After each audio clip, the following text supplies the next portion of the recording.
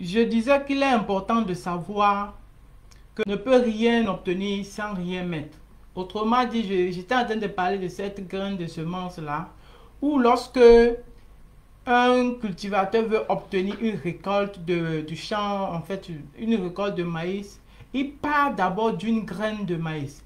Il prend la graine de maïs qu'il met en terre, il la graine va pousser, elle va germer, elle va pousser, elle va devenir une plante, un plant qui va supporter un épi ou bien qui va engendrer un épi et finalement l'épi va comporter plusieurs graines de maïs et ces centaines de graines de maïs là pourront être utilisées pour ressemer, pour lancer, n'est-ce pas, de nouveaux plants de maïs qui vont plus tard devenir tout un champ de maïs. Et lorsque vous avez le champ de maïs, vous pouvez encore les remultiplier pour obtenir, n'est-ce pas, plusieurs autres champs de maïs, sinon plusieurs hectares de maïs. Alors, si nous revenons en entrepreneuriat, je disais qu'il est impossible d'obtenir un résultat sans rien mettre, sans rien donner au préalable.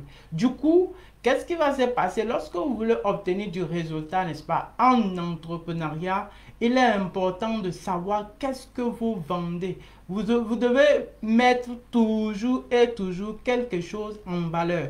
Soit c'est de votre compétence que vous mettez, ça va représenter votre semence à vous. Soit vous avez un tout petit peu d'économie ou d'épargne que vous allez utiliser maintenant pour vous lancer en affaires. Ou alors, vous commencez toujours et toujours par développer quelque chose que vous possédez.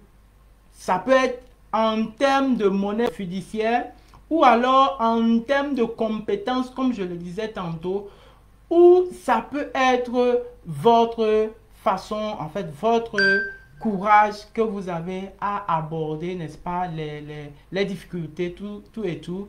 Tout ceci, maintenant, vous permettra maintenant d'obtenir votre champ de maïs que, n'est-ce pas, le cultivateur a ici, ou en fait, a obtenu ici en partant d'une seule graine.